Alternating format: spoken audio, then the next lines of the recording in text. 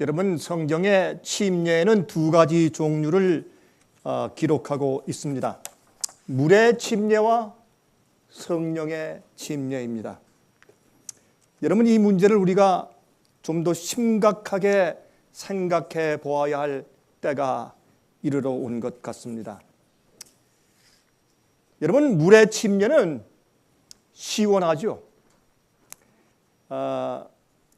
이제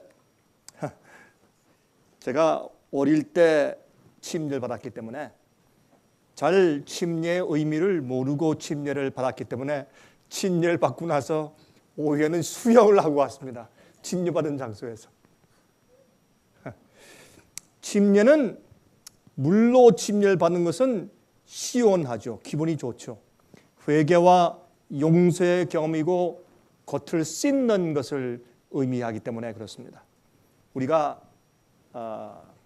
때를 씻고 또 묻은 때를 먼지를 씻어내면 기분이 좋죠.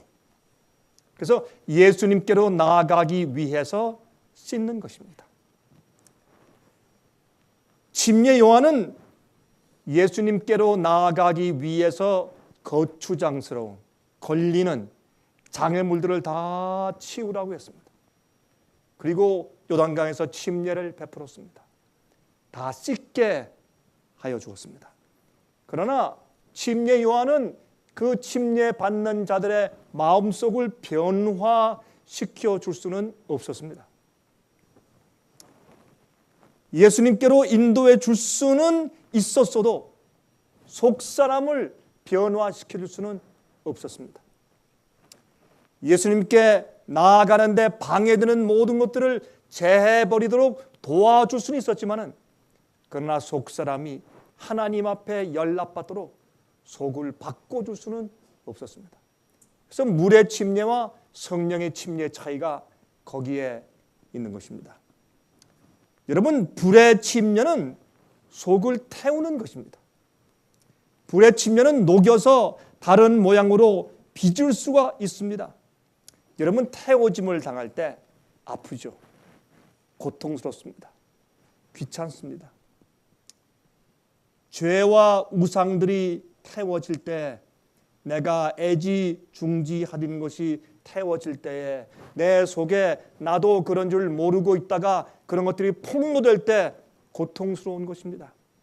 아픈 것입니다. 여러분, 예수님은 성령의 침례를 주시는 분인데 내 속에 있는 것을 태워서 녹여서 다르게 다른 모양으로 빚어 주시는 것을 상징해서 성령의 침례라고 불의 침례라고 말씀을 하셨습니다. 내가 너에게 평화를 주러 왔는 줄 아느냐? 내가 너에게 칼을 주러 왔고 불을 던지러 왔다고 예수께서 말씀을 하셨습니다.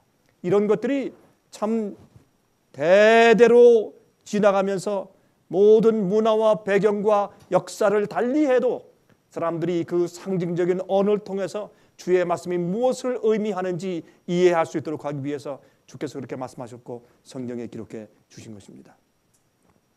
여러분, 처음에 재물을 불에 태울 때는 재물만 보입니다. 숫송아지가 보이고 또 양이 보이고 염소가 보입니다. 그러나 이 재물이 타서 가죽이 타고 머리가 타고 가슴이 타고 다리들이 타서 다 죄가 될 지경이 되면 불만 보이고 재물이 보이지 않습니다.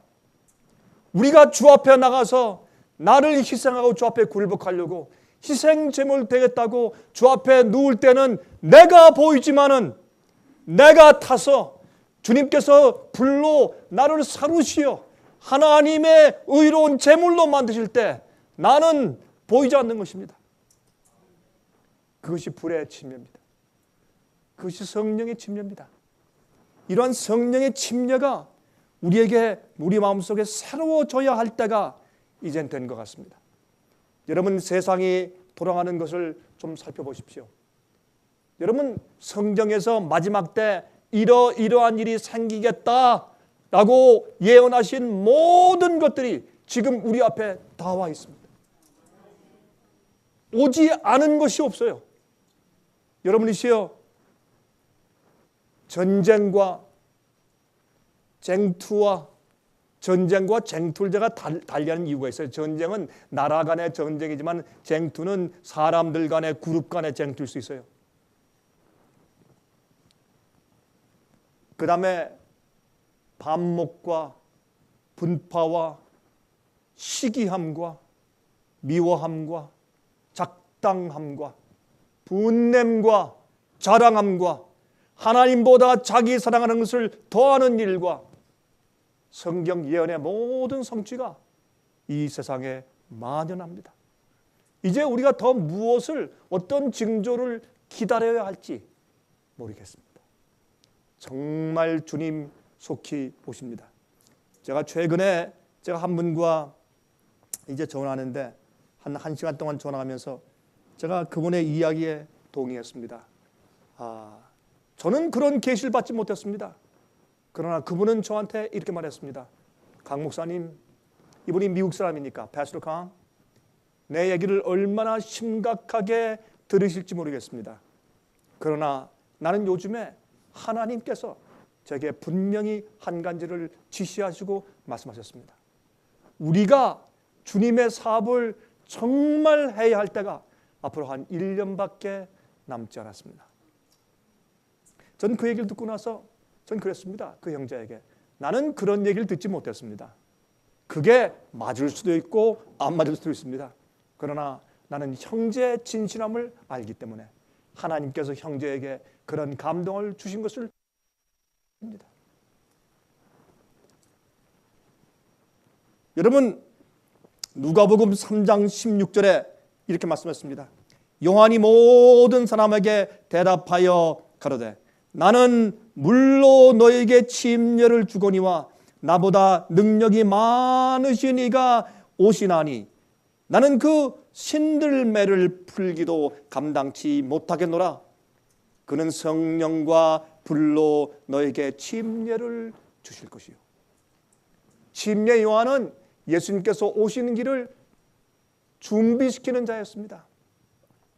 길을 여는 자였습니다.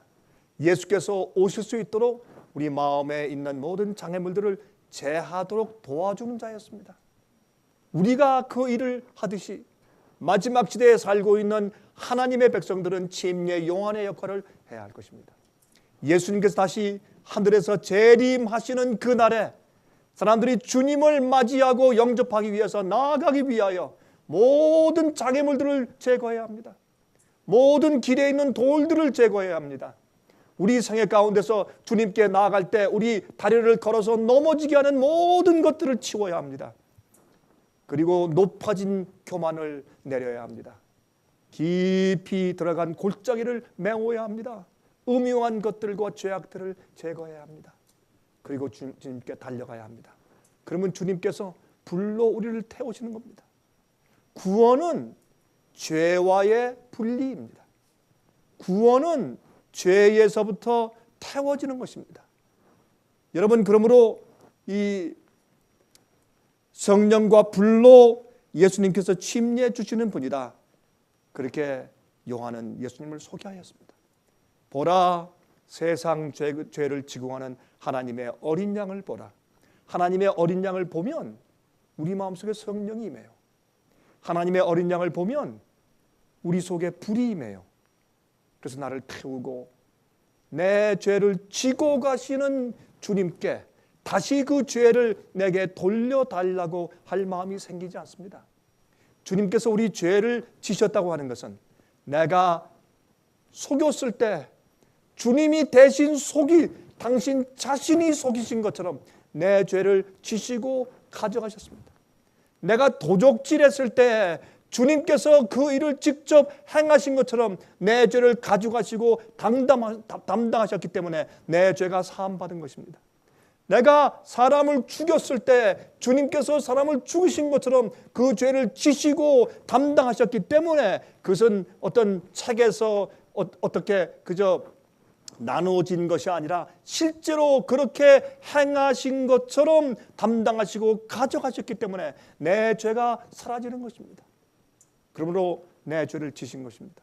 그러므로 내가 교만하거나 내가 세속적이거나 내가 이기적이거나 남을 등쩍거나 하는 모든 일들을 내가 행했지만은 주님이 그 일을 내가 행하였다 라고 선택하시고 그것을 가져가셨습니다.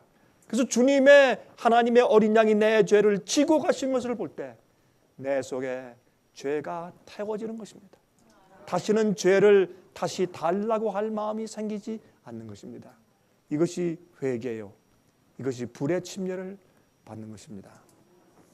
여러분 누가복음 2장 34절 35절에 말씀하기를 시므온이 저에게 축복하고 그 모친 마리아에게 일러 가로되 보라 이 아이는 이스라엘 중 많은 사람의 패하고 흥함을 위하여 비방을 받는 표적되기 위하여 세움을 입었고 여기 보니까 사람의 패하고 흥함을 위하여 비방을 받는 표적이 되기 위하여 세움을 입었다 그랬어요.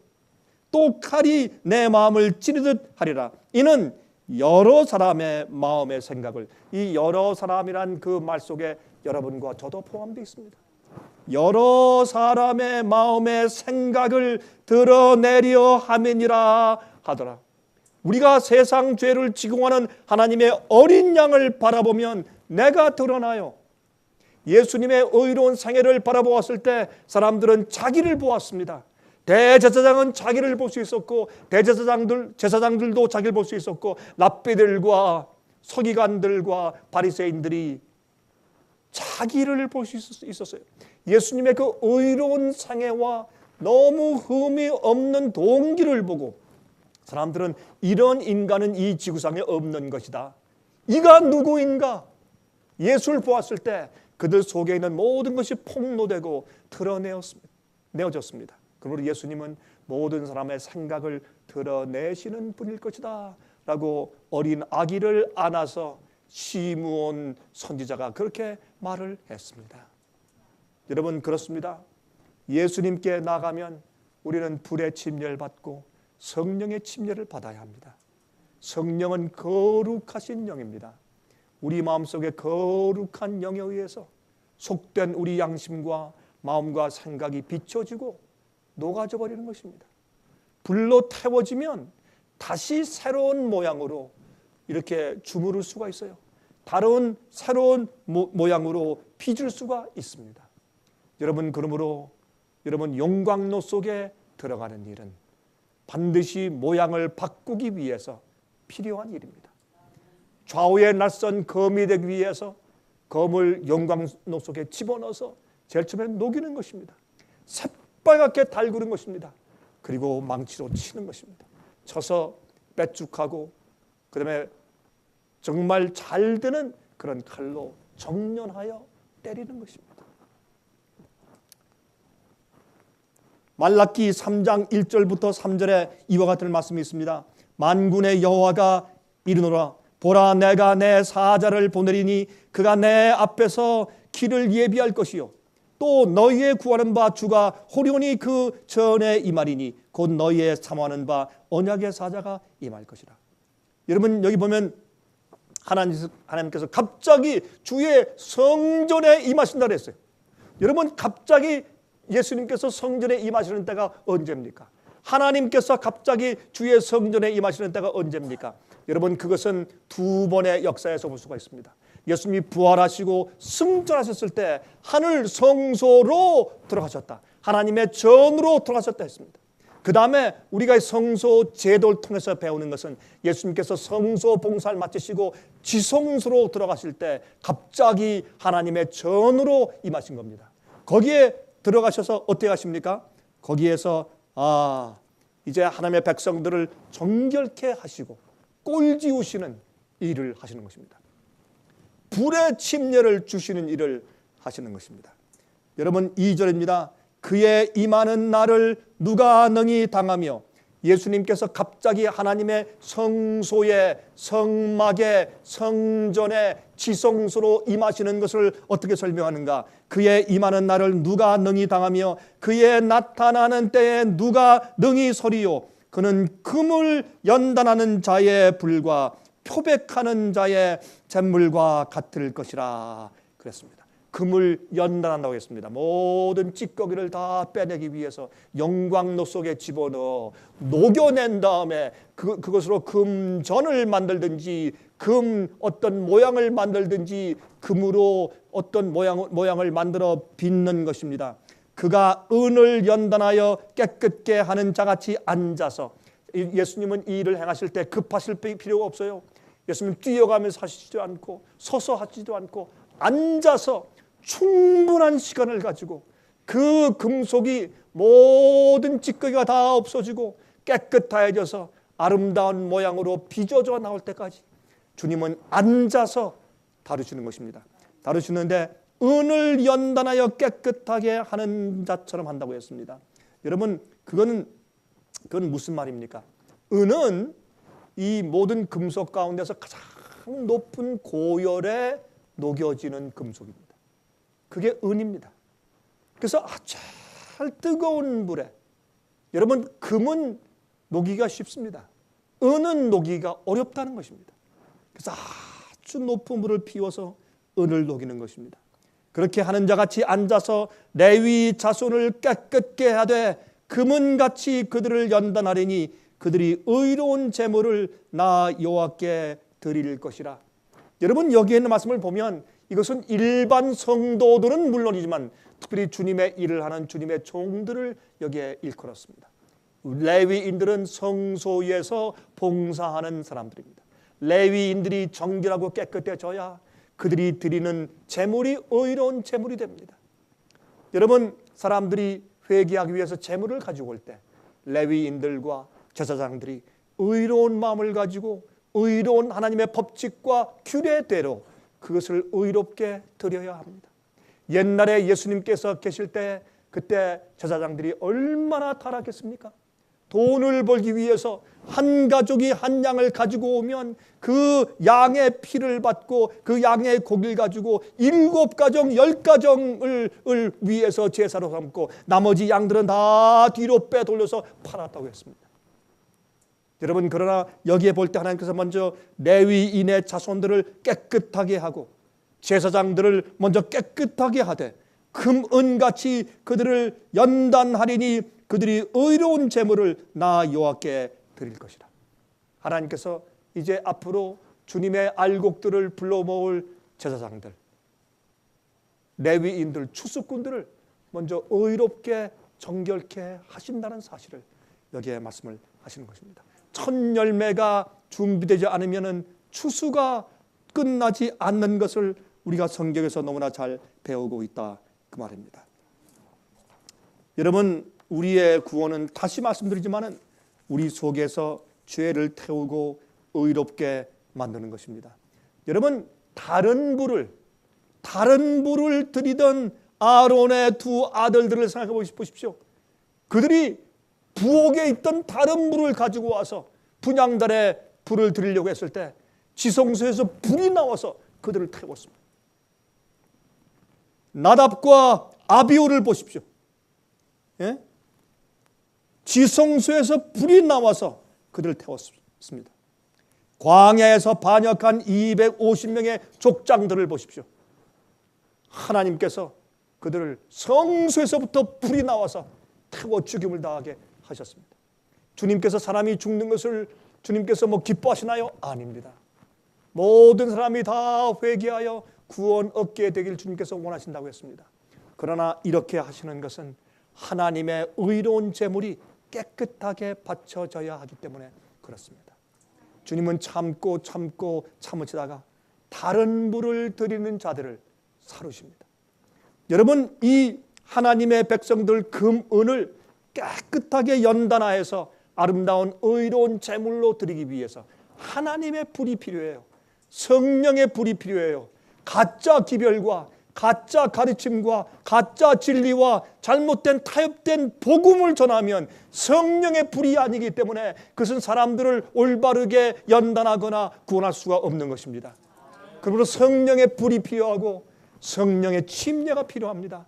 이것은 성경 말씀, 주의 말씀을 통해서만 가능한 것입니다. 여러분 마음이 정결케 된 자를 위해서 주님께서 그 일을 행하실 것입니다. 마음속에 자만심이 남아있다든지 아니면 여러분 우리가 그런 유혹을 받을 수 있어요. 그런 시험에 흔들릴 수가 있어요. 우리가 다 그러합니다. 그러나 기억하세요.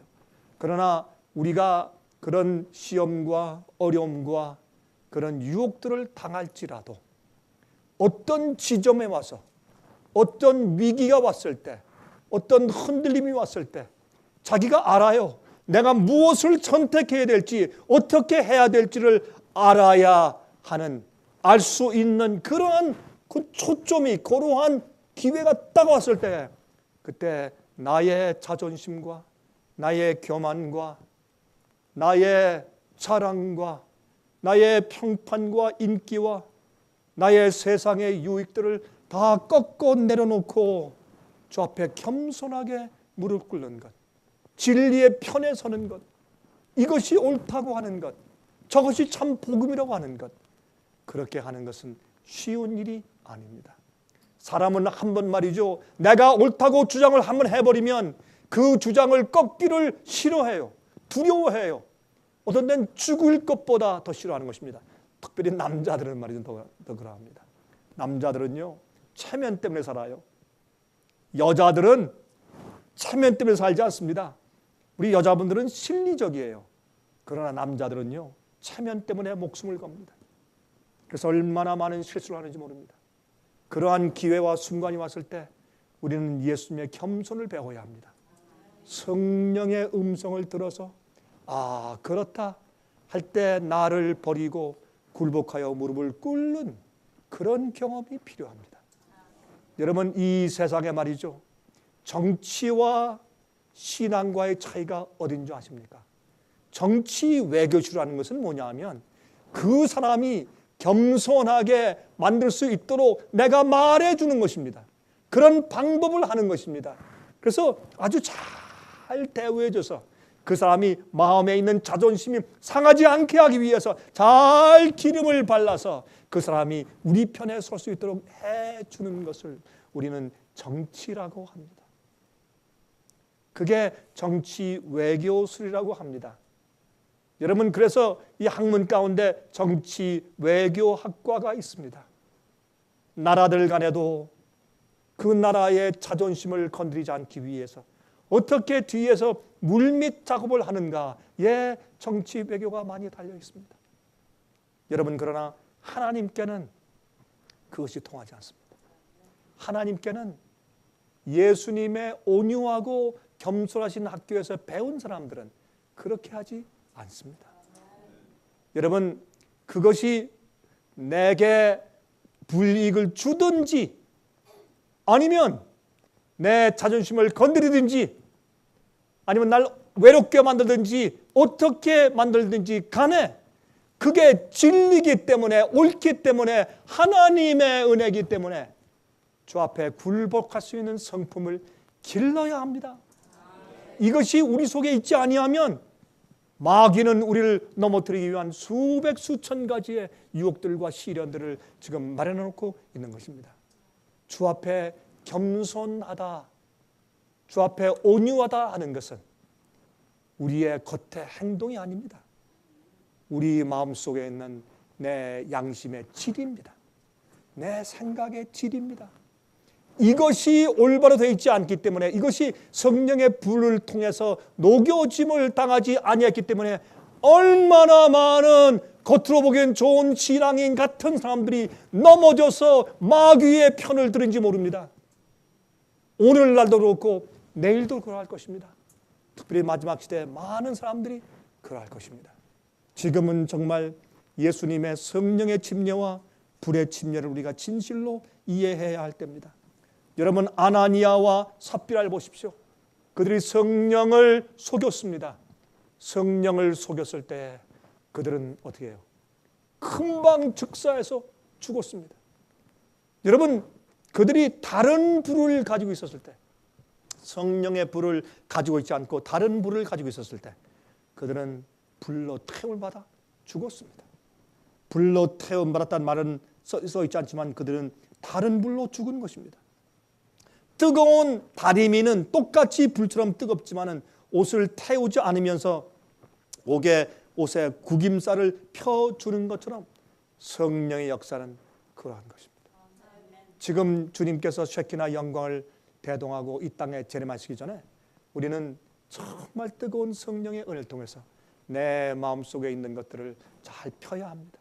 주께서 오실 때 모든 주름이나 흠이 없도록 우리 마음이 준비되어야 합니다. 여러분, 요한일서 3장 2절과 3절입니다. 사랑하는 자들아, 우리가 지금은 하나님의 자녀라. 장래에 어떻게 될 것은 아직 나타나지 아니하였으나 그가 나타나심이 되면 우리가 그와 같을 줄을 아는 것은 그의 계신 그대로 볼 것을 인함이니 주를 향하여 이 소망을 가진 자마다 그의 깨끗하심과 같이 자기를 깨끗하게 하느니라. 여러분, 여기에 있는 이 말씀을 읽을 때 사람들은 이렇게 오해합니다. 주님께서 온유하신 것처럼 온유하고, 주님께서 겸손하신 것처럼 겸손하고, 주님께서 자비하신 것처럼 자비하고, 주께서 친절하신 것처럼 친절해야 되는 그와 같은 모습으로 사람들이 생각합니다. 그렇지 않습니다. 우리가 주님을 닮지만은 주님과 동일하게 될 수는 없습니다. 우리는 그래서 하늘에 올라가서도 주님을 닮아서 영원토록 계속 발전하고 변화되어 나갈 것입니다. 주님께서 오시기 전에 우리가 해야 될 일은 죄와 상관이 없는 자들이 되는 것입니다. 여러분, 그러므로 우리가 주께서 오실 때 그의 깨끗하심과 같이 깨끗하다라고 하는 것은 뭐냐면 여러분과 제 마음 가운데 있는 우리의 마음입니다. 우리의 양심과 생각들입니다. 양심들도 종류가 많아요. 어떤 집에서 어떻게 자라왔는가, 무엇을 보고 자라왔는가, 그것을 보면 이 양심도 조금씩 달라요. 그렇죠? 그런데 공통적으로 여러분, 어떤 사람들은요, 아주 까다로운 사람의 양심은요, 정직해요. 예? 뭐 일전도 틀림이 없어요. 그러나 이 덕이 부족할 수 있어요. 그러나 덕이 부족한 사람은, 덕이 많은 사람은 까다로운 면이 적어요. 그래서 돈을 계산할 때 여러분, 어떤 사람들은 17전 정도는 그거는 별로 계산을 안 해요. 이거는 0.00과 똑같다. 까다로운 사람은 3전도 틀리면 안 돼요. 하나님도 우리의 그런 여러 가지 다른 특성을 아세요. 예? 어떤 사람들은요, 일할 때 굉장히 빨리 해요. 근데 그 빨리 아주 일을 잘하는 사람들 뒤에 가보면 조금씩 뭔가 남아있는 것들이 있어요. 먼지가 남아있고 뭐가 조금 뒤틀려 있고 조금 그래요. 그런데요, 꼼꼼하게 하는 사람들은요, 진도가 안 나가요. 답답해요. 이런 차이를 주님께서 아시는 거예요. 그러면 하나님께서 우리 마음속에 우리가 주님을 볼 때 그와 같을 줄로 아는 것은 무엇인가? 하나님의 마음의 동기입니다. 우리의 순수함입니다. 우리의 순결함입니다. 우리의 정직함입니다. 예. 그리고 자기를 위해서 결정하지 않습니다. 예? 자기의 유익을 위해서 결정하지 않습니다. 그러한 하나님을 위해 사는 그러한 순수한 마음이 필요한 것입니다. 그래서 주님을 볼 것을 소망하여 살고 있는 자들마다 하나님께서 깨끗하신 것 같이 자기를 깨끗하게 하라고 했습니다. 이것은 우리가 사는 인생의 생각과 동기입니다. 이것은 아주 중요한 부분입니다. 많은 사람들은 겉으로 보이는 행동의 반경에 주로 신경을 쓰지만은, 그러나 하나님께서 보시는 것은 우리 중심과 우리의 마음입니다. 요한 웨슬레는 이렇게 말했습니다.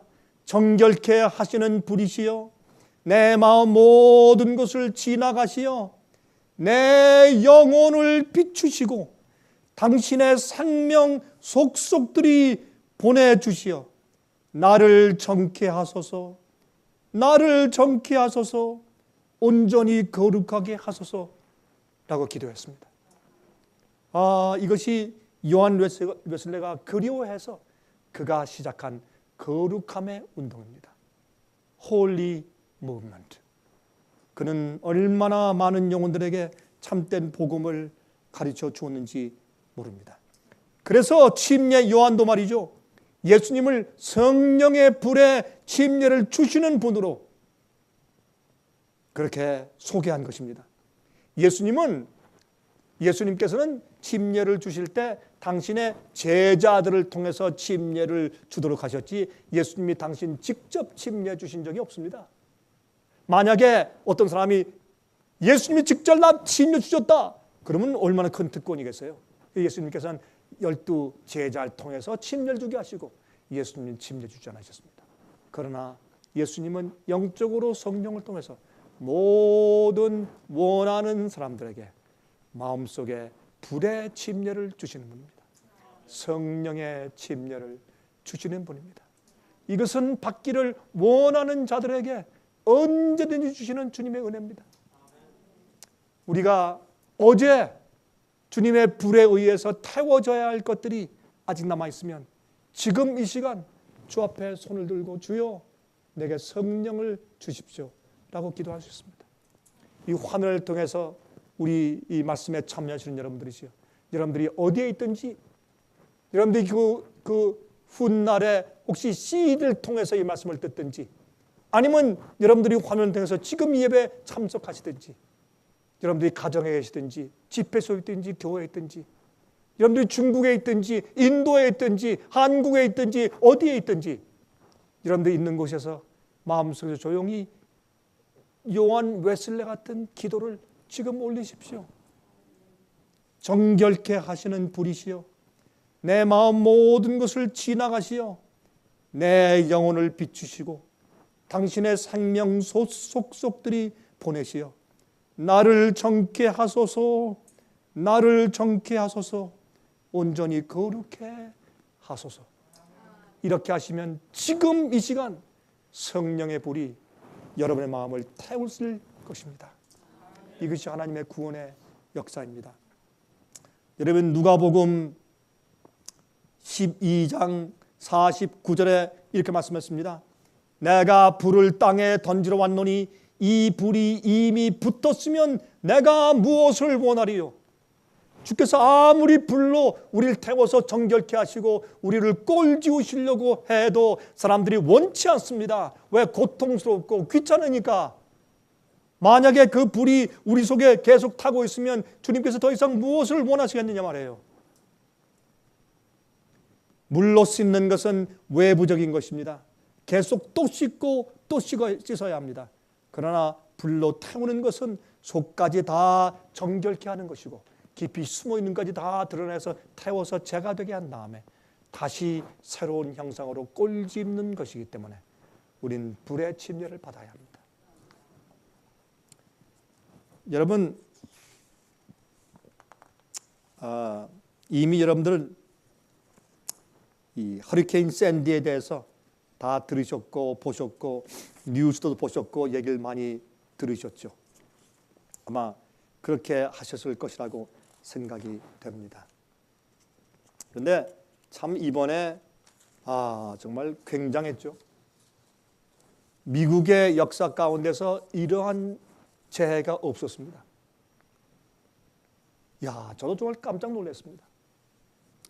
여러분, 사실은 뉴스에 보고되지 않은 그런 장면들도 참 많이 있습니다. 여러분, 10월 20일부터 시작한 허리케인 샌디의 그 폭이 2,000마일. 이게 무슨 말이냐? 2005년도에 있었던 뉴올린즈에 있었던 카트리나 기억하세요? 허리케인 카트리나. 그 폭이 45마일이었어요. 45마일. 엄청난 재해를 주었는데 이번에는 이 샌디 허리케인의 폭이 2,000마일이에요. 그래서 미국 동북부에 있는 약 한 20개 주가 큰 피해를 받았습니다. 여러분, 뉴욕에서 일리노이주 시카고까지 영향을 미쳤는데 남쪽에서 올라오던 더운 바람의 허리케인과 북쪽 카나다에서 내려오는 찬바람의 폭풍이 이게 올라가고 내려오다가 같이 만나버린 것입니다. 그래서 엄청난 그런 힘을 발휘했습니다. 허리케인 넘버 1의 89마일이나 90마일 정도의 바람 속도밖에 안 됐지만 그러나 그 위력은 참으로 무서운 것이었습니다. 마나탄 남부엔 말이죠, 15피트나 되는 그런 해일이 넘쳤습니다. 그래서 지금 뉴욕엔 말이죠, 지하철, 그 다음에 이제 이 지하로 이렇게 연결시키는 통로들이 여기 있어요. 근데 거기에 물이 꽉 차버렸는데 지하철의 3분의 2가 물이 차버렸습니다. 무엇으로? 바닷물로. 여러분, 바닷물은 소금물이기 때문에 바닷물이 차버리면 기계는 다 더 이상 못 써요. 고치질 못합니다. 그런데 문제는 소방서가 와도 속수무책이 물을 퍼낼 수가 없어요. 물을 퍼내면 그 물을 어디 갖다 쏟아요? 그걸 쏟으면 집이 다 잠겨버리게 해요. 그러니까 물을 퍼낼 수가 없어요. 여러분, 이런 재난이 없습니다. 그런데 800만 명이 전기를 잃어버리고 미국 역사상 최고의 재난으로 기억되고, 여러분, 특별히 그 애틀란틱 시리 아시죠? 도박의 도시. 그 뉴저지 그쪽이 해안가에 있는 애틀란틱 시리는 엄청난 피해를 받았습니다. 여러분, 거기에 도박을 하다가 돈 잃고서 이 홈레스 피플로 살고 있는 사람들이 그 주위에 얼마나 많은 줄 아십니까? 그 사람들이 당한 사상자는 신문에 나질 않습니다. 여러분이시요, 이 동부에서는 가장 큰 도박장이요, 가장 큰 장려촌인 애틀란틱 시리에 엄청난 피해로 처음 당했습니다. 뉴올린즈에도 가장 장려들이 많은 곳에 제일 먼저 하나님의 심판이 임했었습니다. 여러분, 이것은 우연의 일이 아닙니다. 이것은 우리에게 무언가를 보여주고 깨닫게 해줘야 합니다. 때가 되었습니다. 여러분, 두려운 사실은 뭐냐면 이번에 뉴스캐스터들이 얘기하기를 이제 기상청의 보고에 의하면 앞으로 오는 폭풍들과 허리케인들은 이렇게 큰 것들일 것입니다. 옛날엔 적은 것들이었습니다. 이젠 모든 조건들이 그렇게 악화되었기 때문에 이젠 이렇게 큰 것들이 앞으로 닥쳐올 것입니다. 점점 그 강도가 증가될 것입니다. 여러분, 세상은 다 되었습니다. 주님 오실 때가 되었습니다. 여러분, 뉴욕의 스테이튼 아일랜드는 말이죠, 허리케인 카트리나 때에 루지애나 주에 있었던 뉴올린즈 시보다 더 큰 피해를 보았어요. 이렇게 사진을 보여주는데 어마어마해요. 어떤 거기에 퀸스라고 하는 곳이 있는데, 뉴욕에 퀸스라는 곳에는 말이죠, 발전소가 터져가지고 110채 그 집이 몽땅 타버렸어요. 재가 돼버렸어요. 세상에 이렇게 끔찍한 일이 어디 있어요? 여러분, 이 스테이튼 아일랜드 말이죠, 너무나 홍수의 피해가, 바람의 피해가 심해가지고 폐허도 그런 폐허가 없어요. 그래서 이제 어떤 사람들이 가서 이제 인터뷰를 하니까 그 사람들이 이렇게 떨면서 그래요. 여기가 미국입니까? 여기가 미국 맞아요? 왜요? 빵 한 조각 얻을 수도 없고 물 한 모금 얻을 수도 없어요. 너무나 많은 곳에 피해가 있으니까 적십자 사고 경찰이고 손을 놓아버렸어요. 어디서부터 어떻게 도와줄지 모르니까 아무 도움의 손길이 없는 것입니다. 아무도 와서 도와줄 수가 없어요. 모포 한 적이 안 와요. 여기가 미국입니까? 여기 미국 맞습니까? 여러분, 이제 왜 이런 일들이 생길까요? 휘발유를 살 수도 없고 식품들을 살 수도 없고 물도 공급이 안 되고 적십자나 피마 같은 응급 구호 기관들도 손을 놓아버리고 어디서부터 손을 대야 할지 모르는 그런 형편이 되어버렸습니다. 처음으로 미국 역사상 처음으로 뉴욕시에 군대가 투입됐습니다. 약탈, 절도, 강도, 이건 무법천지입니다. 사람들이 먹고 살 수 없으니까 이제는 정신이 나갔습니다. 여러분이시여, 이제 이 세상에 머지않아 많은 도시들에 그와 같은 일들이 생길 것입니다. 뉴욕에만 아닙니다. 그 엄청난 뉴저지 해안가들만 아닙니다. 많은 도시들에 이러한 일들이 생길 것이라고 그렇게 예언하고 있습니다. 여러분, 동부에는 그러하지만은 중부 쪽으로 가면서는 한파와 폭풍이 말이 아닙니다. 2피트의 눈들이 쌓이고 추워서 사람들이 한파를 준비하는 사람들이 꽁꽁으로 떨고 있습니다. 여러분, 제가 이번에 제일 걱정되는 것은 무엇이었을까요? 뉴욕 지부, 뉴욕에 살고 있는 우리 상해 및 지부와 거기에 있는 직원들과 우리 교우들, 제가 그것이 제일 염려되었습니다. 그런데 하나님의 은혜로 아무도 사고를 당하지 않았습니다. 다 무사하고 전기가 나가서 추워서 떨지언정 그들이 이런 가스 바나로 좀 끓여서 뭐를 먹을 수도 있고, 그래서 저와 전화할 수도 있었고, 그리고 그들의 비즈니스가 하나도 상하지 않았습니다. 그 전에 있는 홍수들에는 좀 피해를 받았는데 이번에 이 막대한 홍수와 피해는 상하지 않았습니다. 여러분의 기도와 여러분의 호소에 감사합니다.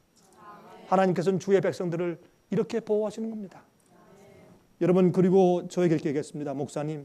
목사님이 그 얘기하실 때, 이제 이런 어려운 일이 생길 때 갑자기 군대가 들어와 나가지도 못하고 들어오지도 못하고 딱 막혀버리고 물도 못 사고 먹을 것도 없고 전기가 안 나갈 때 그 어려운 때가 그것이 무엇인지 이번에 조금 체험했습니다. 이것이, 이 두려움이 무엇인지를 이제 우리가 조금 알게 되었습니다. 여러분, 마라나타 책에 이것은 예수님 다시 오신다 라는 뜻이죠. 다시 오신다, 마라나타. 이 여러 가지 참 좋은 마지막 시대에 대한 말씀들을 다 모은 책인데 175페이지에 이렇게 증거하고 있었습니다. 이 일 후에 내가 내 천사가 땅 내 모퉁이에 선 것을 보니 땅의 사방의 바람을 붙잡아 바람으로 하여금 땅에나 바다에나 각종 나무에 불지 못하게 하더라. 요한계시록 7장 1절. 힘 있는 내 천사가 아직도 땅의 사방의 바람을 붙잡고 있다. 두려운 파멸이 고스란히 땅에 이르지 못하도록 금지되어 있다. 그 바람은 치명적인 전쟁을 하도록 나라들을 충동할 것이다. 그러나 천사들은 하나님의 종들의 이마에 인이 쳐지기까지 사탄의 두려운 세력이 맹위를 떨치지 못하도록 땅의 사방의 바람을 붙들 것이다. 시대의 징조들은 하늘의 심판이 쏟아지고 있으며 여호와의 날이 가까이 이르렀음을 증거한다. 매일의 신문들은 미래에 있을 강렬한 투쟁의 징조들을 기록한 기사들로 가득 차 있다. 대담한 강도 행위가 빈번히 일어난다. 동맹 파업이 흔히 일어난다. 절도와 살인이 거의 모든 사람에 의해 저질러진다. 마귀에게 사로잡힌 사람들이 남녀들과 작은 어린 아이들의 생명을 앗아가고 있다. 이 모든 일들이 주님의 임하심이 가까웠음을 증거한다. 하나님의 억제하시는 성령이 지금도 세상을 떠나가고 있다. 태풍과 폭풍과 바다와 땅의 재난들이 신속히 꼬리를 물고 일어난다. 하나님의 아들이 가까이 이르렀음을 말해주는 징조들이 우리의 주위에서 성취되고 있는데 그것을 참된 원인 이외에 다른 데로 사람들의 관심을 돌린다. 인간적인 방법으로는 위로할 수 없는 슬픔이 세상에 닥칠 때가 바로 우리 앞에 다가오고 있다. 최후의 큰 파멸이 세상에 이르기 전에 인간의 위대함을 자랑하는 기념물이 티끌 가운데로 힘없이 무너져 버리고 말 것이다. 죄악에 대한 하나님의 심판은 큰 빛을 받고도 범죄를 계속한 사람들에게 내릴 것이다. 값비싼 내화성 건물들이 세워진다. 그러나 소돔이 하나님의 형벌의 불길에 소멸되어 버린 것처럼 이들 뽐내는 건물들도 재가 되어버리고 말 것이다. 도처의 혼란과 흥분의 소동 속에서도 이 세상에서 하나님을 위해 해야 할 사업이 남아있다. 우리가 이렇게 숨쉬며 살아있는 이유는 하나님의 오심을, 예수께서 곧 다시 재림하심을, 세상의 징조를 보고도 아직까지 마음을 접해드리지 못한 자들에게 마지막 성령의 호소를 던져주기 위해서 일하는 것입니다. 영혼들을 위해서 일하고 우리가 선교 활동을 하는 것입니다. 오늘 이 예배 방송이 바로 그 일을 하는 것입니다. 우리가 뿌리는 책자들과 우리가 일하는 인터넷 사업들과 우리의 집회들과 우리 모든 것들이 바로 그런 일을 하는 것입니다. 우리의 소원과 우리의 관심의 초점이 예수님의 재림을 촉진시키기 위한 것이 되어야 할 것입니다. 여러분, 제가 여기에 한 말씀만 읽겠습니다. 고린도전서 13장입니다. 고린도전서 3장 13절입니다. 각각 공력이 나타날 터인데 그 날이 공력을 밝히리니 이는 불로 나타내고 그 불이 각 사람의 공력이 어떠한 것을 시험할 것임이라. 주님께서 불로 태우시는데 이건 상징적인 의미로서 우리 속에 있는 모든 것들이 다 드러나도록 모든 것을 태우실 것입니다. 베드로후서 3장 10절부터 14절입니다. 그러나 주의 날이 도적같이 오리니 그 날에는 하늘이 큰 소리로 떠나가고 체질이 뜨거운 불에 풀어지고 땅과 그 중에 있는 모든 일이 드러나리로다. 이 모든 것이 이렇게 풀어지리니 너희가 어떠한 사람이 되어야 마땅하뇨? 거룩한 행실과 경건함으로 하나님의 날이 임하기를 바라보고 간절히 사모하라. 그날에 하늘이 불에 타서 풀어지고 체질이 뜨거운 불에 녹아지려니와 우리는 그의 약속대로 의에 거하는 바 새하늘과 새 땅을 바라보도다. 그러므로 사랑하는 자들아, 너희가 이것을 바라보나니 주 앞에서 점도 없고 흠도 없이 평강 가운데 나타나기를 힘쓰라. 여러분, 그러므로 여러분, 사실은 지금은 어떠한 때냐? 하나님의 인을 받을 때인데 그것은 성령의 침례와 불의 침례를 받는 것입니다. 내 속에 임하여 내 속에 있는 모든 것을 태우고 하나님의 은혜와 주님의 형상으로 꼴지움 받는 것입니다. 여러분이시여, 우리가 많은 시간을 낭비했을 수 있습니다. 우리가 많은 실족하는 일을 했을지 모릅니다. 여러분들이 많은 과거의 기회들을 놓쳤을지 모릅니다. 그러나 오늘 이 시간에 하나님께서 다시 한 번 우리에게 기회를 주셔서 성령의 음성으로 호소하실 때 우린 주 앞에 가슴을 열고 주님의 불을 받아들이십시다. 내 속에 있는 것들 태우시고 녹이시고 꼴지우십시오. 점과 흠이 없게 해주십시오. 나는 할 수 없으니 성령님 내 속에 임하십시오. 그렇게 기도하는 시간 되시기를 바랍니다. 자비하신 하늘에 계신 우리 아버지 하나님, 우리를 구원하시는 일과 능력은 하나님께만 있습니다. 선택과 굴복은 우리에게 있으나 정결케 하시고 우리를 세상과 죄에서 해방시키는 힘은 하나님께만 있습니다. 우리를 불쌍히 여기시는 주님의 선택과 은혜가 주님께만 있습니다. 아버지시여, 속절없는 죄인들이 주 앞에 호소하며 부르짖을 때 저희를 지나치지 마시고 저희 속에 오셔서 저희를 불로 정결케 해 주시옵소서. 주님 이 시절 이곳에 있는 하나님의 종들과 또 여러 곳에서 세상에서 흩어져서 이 예배와 말씀에 참석하는 주님의 종들을 같은 은혜로 돌아보사 하나님 아버지 마지막에 연단된 금과 은으로 나오게 해 주시옵소서.